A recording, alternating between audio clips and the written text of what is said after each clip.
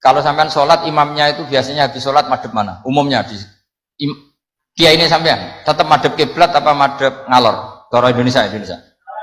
Ayo yang madhep kiblat, kiainya madhep kiblat ngaco. Yang gampang itu. Kiblat. Yang serong. Buka serong koyo wong nakal ya.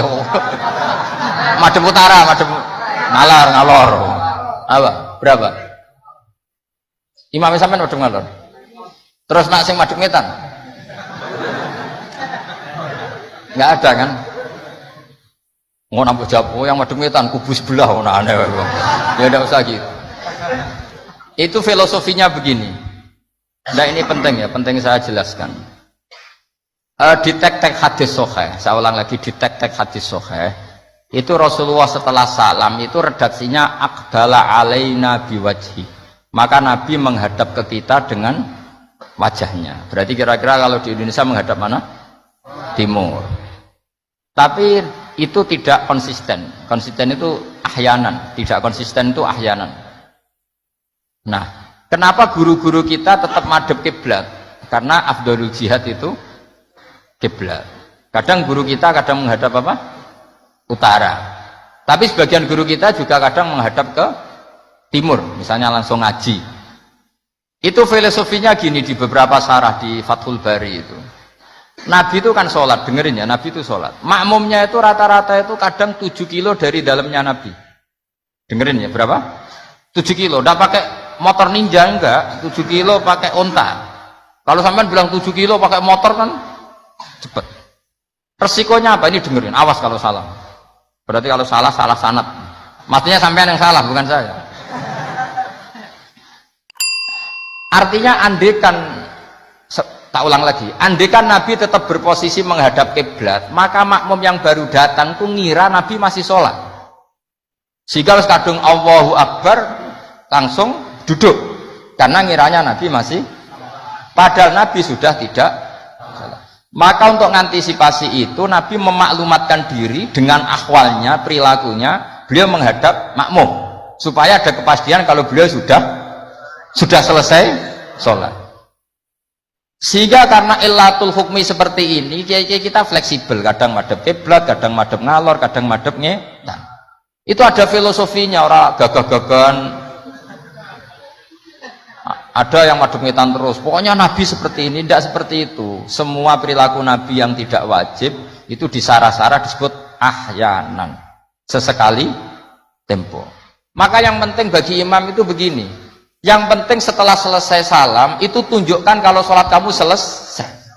Makanya banyak yang terus astagfirullahaladzim buanter untuk menunjukkan ini sudah mulai wiridan ba'das sholat.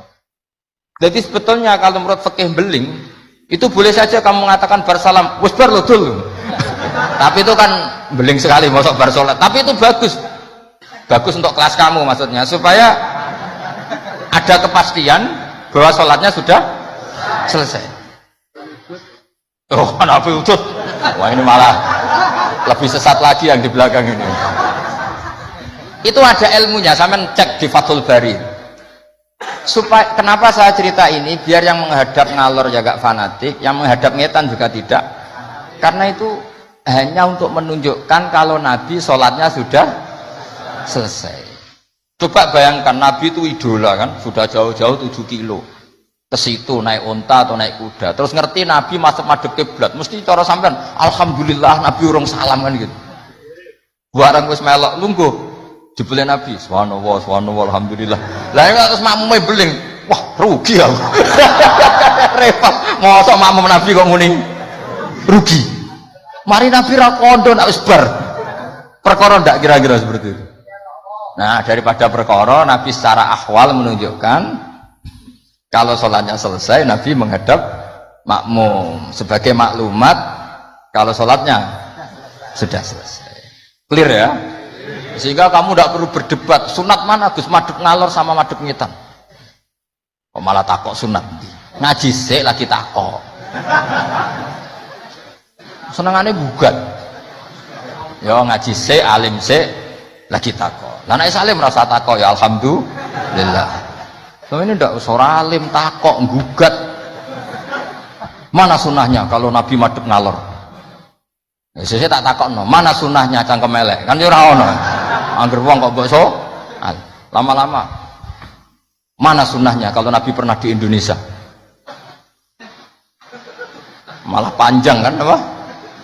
Nggak usah gitu ya ngaji. Jadi di Sarah-Sarah itu diterangkan sana kan Rasulullah Shallallahu Alaihi Wasallam idza takallama salasan ahyanan di suatu tempo. Begitu juga Nabi kadang sholat itu hanya astagfirullah salasan suman sorofa. Beberapa kali Nabi sholat itu hanya baca istighfar 3 kali suman sorofa. Ya sudah segitu aja. Ada yang Allahumma a'inni ala zikrika wa syukrika wa husni ibadati. Ada riwayat yang sabbahawa salasan wa salasin wa hamadawa salasan wa salasin wa kabbarawa salasan. Terus kiai-kiai khusyuk semua yang ahyanan ini dikombinasikan jadi satu. Jadi kita yang ahlul ilmi ini eskal. Wong Nabi itu paketnya satu-satu, tapi oleh kiai khusyuk itu semuanya dirangkum jadi paket lengkap. Ini ya ada, tasbihnya ya ada, doanya ya ada. Maka makmum-makmum yang kesibukan ini bingung. Ini gimana ini kok paket lengkap? Kan lama akhirnya. Lewong sholat yang rukun saja lama nggak boleh, apalagi wiridan. Maksudnya bukan terus nggak boleh ya enggak, maksudnya yuk mikir makmum. Makanya diantara ciri khas Indonesia itu walinya sebagian diyakini dari Samarkand, dari Tashkent, Uzbek, sebagian tentu. Itu saya ketika mondok di Mbah Mun, itu Mbah Mun yang mimpin sholat. Itu kalau wiridan ya separuh sudah bubar. Saya pernah di Lirboyo melihat ya separuh sudah bubar. Ternyata yang kelakuan kayak gitu ada di Uzbek. Meskipun imamnya mursyid separuh bubar. Itu tradisi yang bagus, harus ditiru. Artinya harus ditiru gini, untuk menjaga konstitusi wong nunggu guru ono separuh. Untuk menjaga konstitusi kalau nggak wajib ada yang bubar. Kalau semuanya nunggu berarti ini mewajibkan sesuatu yang tidak wajib. Itu bahaya kalau dalam konstitusi ilmu. Sayyid Abdullah bin Husain bin Thohir yang ngarang Sulam Taufik itu diantara masalah besar dalam ilmu apa? Ijabu malam yajib, mewajibkan sesuatu yang tidak wajib. Sehingga para ulama itu yang ikuti Sulam Taufik yang dikarang Sayyid Abdullah bin Husain bin Thohir, benar ya, Abdullah bin Husain bin Thohir. Itu kalau muridnya wiridan terus dia mau, cung ora wajib kok wiridan terus, kok dikira wajib. Tapi nak tahu ora tau wiridan ya dia mau, sunat ora tau mbok lakoni gitu. Nah itu akhirnya di Indonesia itu bagus, pondok-pondok besar di Indonesia kalau kiainya, padahal yang imami kiainya, apalagi ketua keamanan malah ditinggal. Oh penggane nangkep wong kan gitu. Saya dulu pernah sholat, Mbah Mun nggak ngimami, yang ngimami ketua keamanan. Itu belum takbir separuh sudah bubar. Karena kecewa, kan kita ingin makmum Mbah Mun, ngapain ini yang maju? Wah repot. Ya jadi tradisi itu jangan pahami yang macam-macam ya. Bubar separuh, anggap saja menjaga konstitusi ilmu bahwa tidak boleh yang nggak wajib berstatus wajib. Tapi yang tetap wiridan ya monggo, mungkin tidak punya kesibukan. Sehingga Quran itu fleksibel. Orang baik itu siapa? Orang baik adalah yadhkuruna wa qiyamau wa qu'udaw wa ala junubihim. Jadi wiridan tidak harus lungguh, sambil berdiri ya boleh, sambil jalan ya boleh. Fa idza qudiyatish sholatu fantasiru fil ardi wabtahu min fadlillah wazkurullaha katsiran. Itu ayat wazkurullaha katsiran itu setelah fantasiru ya sudah, kalau mau bubar ya bubar enggak apa-apa. Tapi harus selalu ingat Allah. Jadi dulu itu ulama dulu itu rileks. Makanya di kenangan hadis-hadis sahih, faminna man kada, sebagian kita begini, sebagian kita gini. Padahal itu masih disaksikan Rasulullah Shallallahu Alaihi Wasallam karena nggak boleh ijabu malam yajib. Dari Sayyid Abdullah bin Husain bin Thohir, pengarang Sulam Taufik, di antara kesalahan dalam ilmu adalah apa? Mewajibkan sesuatu yang tidak wajib. Sehingga Rasulullah saking menjaga konstitusi itu, Rasulullah itu figur yang luar biasa. Sampean sowan bupati atau sowan kiai, bar rokok, bar tangi turu, kira-kira sopan apa enggak? Enggak sopan kan? Harus sikatan dulu. Sebab itu normalnya sikatan itu wajib kalau mau sholat. Mau sowan kiai wes sikatan. Tapi Nabi kalau mewajibkan sikatan, maka melanggar konstitusi ilmu karena mewajibkan sesuatu yang tidak. Padahal Nabi berhak karena beliau Nabi, musyarrek. Tapi Nabi ngendikannya kelihatan ngeper. Tapi ngeper ini menunjukkan Nabi betapa mutabakhir fil ilm. Laula an asyukko ala ummati la amartuhum bisiwak inda kulli sholatin.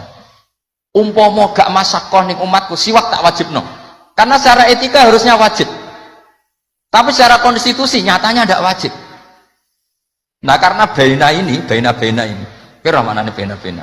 Ya antara niku, Nabi ngendikane laula an asyukur. Nabi itu suka qiyamul lail itu suka sekali, bukan enggak sekedar suka. Sehingga beliau qiyamul lail di masjid. Tapi ketika sahabat ikut qiyamul lail lagi, Nabi enggak keluar lagi. Karena takut dianggap wajib. Itu Nabi. Makanya saya itu sebenarnya kepengen poso Senin Kemis, tapi nggak ngerti kok poso Senin Kemis kok dikira wajib. Mulane aku ora tau poso. Maksudnya aja ditiru. Ini mau cerita. Ini agak-agak arogansi ilmu, tapi memang harus ada yang jaga konstitusi ilmu. Jadi saya punya teman ya amang rokokan. Mungkin untuk menunjukkan ada kaul sing ngarani oleh. Buktinya aku rokok. Tapi saya nggak rokok. Jadi harus ada yang menjaga konstitusi ilmu. Saya sering ngecek beberapa hadis. Nabi itu kalau ada sesuatu yang positif, inginnya itu diwajibkan. Tapi secara konstitusi enggak wajib. Misalnya menggambarkan betapa pentingnya taatnya istri sama suami. Nabi ngendikan gimana tuh? Kalau saja boleh seseorang makhluk boleh sujud sama makhluk, maka saya akan memerintahkan seorang istri bersujud sama suaminya. Tentu suami yang tidak kayak sampean, maksudnya itu gambaran kemarin. Sampean ora usah disujudi. Ora dipisoi sampai gitu kan.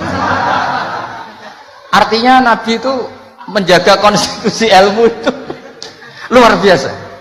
Ya kayak tadi, normalnya sikatan itu wajib enggak? Wajib kan normalnya loh. Karena tangi turu berrokokan. Terus muni Allahumma lakal hamdu bul. Tapi kalau diwajibkan secara konstitusi tidak wajib, tapi secara etika wajib. Makanya ngetikanya ngeper laula an asyukko ala umat. Sekarang tak beri contoh lagi. Ndak ini ngaji. Saya tadi sudah pamit sama Habib Bidin. Saya kalau Rejab itu memang nggak ngaji sudah. Jadi saya pray bukan ada masih di Damaran. Nanti saya tinggal satu pertemuan. Rejab ruah puasa itu saya tidak ngaji seperti ini. Jadi jeda. Anggap aja sinau menel, kulaan. Karena memang kalau mau Rejab itu banyak yang khataman di rumah. Jadi saya fokus ngurusi santri yang mau apa? Khataman. Tapi memang itu adat saya seperti tadi. Saya sudah matur Habib Bidin, matur Habib Amang, Habib Ali sudah. Memang artinya nggak ada apa-apa. Bukan karena bosan sampean boten. Ya rontok lah mungkin. Tapi bukan karena itu. Bukan. Saya beri contoh. Sekarang doa paling mustajab itu jam berapa? Kalau jam Indonesia kira-kira? Jam 3 kan? Atau setengah 4 lah. Kenapa harus ada sholat isya yang di Kudus jam berapa misalnya sholat isya? Biasanya setengah 8, anggap aja setengah 8 lah aman kalau jam. Maka Nabi ini ngeper, tapi ngepernya pinter, ngeper dari ilmu, bukan ngeper dari ragu. Ngeper itu ada dua, ada ngeper karena nggak ngerti, ada ngeper saking pinternya. Kayak saya ini kalau ngaji sampean itu kan ngeper. Di satu sisi sunat karena diminta Habib Bidin, di sisi lain setengah dosa meninggal pondok. Itu mesti ngeper, kalau orang alim ngeper. Kayak sampean ngaji ini, saya tidak tahu malaikat ditulis ngaji cari ilmu, apa nggak dari masalah di rumah, tidak tahu saya. Itu orang alim pasti ngeper. Beda tipis ya. Itu mesti, itu bukan mungkin, mesti. Coba status anda ini nyari ilmu, apa nggak dari masalah? Sebagian ya nyata nyari ilmu yang nggak punya masalah, sebagian ya memang. Maka penjaga kuburan di wali-wali tak tanya. Wong sing tukang ziarah piye ngene Gus, nak ziarah sak jam, biasanya wong bener. Nek telung dino alamat ket. Itu bukan karena hebat, mesti utangnya akeh. Apa meneh nak sak wulan, wah rondok iku, mesti rondok buran baton. Maka Mbah Mun pernah cerita ke saya. Jadi kiai iku ya sinau, kadang iku ya keliru. Tak pikir keliru apa? Ternyata gini. Dhisik aku latihan kiai iku nek ana bocah prainan ning pondok tak puji, wong prainan kok gak mulai, berarti cah sregep. Pernah Mbah Mun sebagai orang soleh itu husnudzon. Suatu saat ditakoki, "Cung kok ora mulai wong prainan? Timbang ning omah kan ngarit, Mbah." Kagetnya Mbah Mun. Lha kok cung tiwasa husnudzoni. Ya kan daripada ning omah prainan ngarit kan ada ning pondok. Coba kalau sampean ini di rumah, mau ambek bojomu, kono anak murusi. Lawang tutup, pedosem lebokno. Daripada gitu ngaji gitu. Tapi ya ada yang, tapi tidak semua. Saya yakin tidak semua, cuma banyak. Enggak, ini bukan suudon, ini ilmu. Ilmu itu tidak suudon. Ilmu itu analisis, apa? Analisis.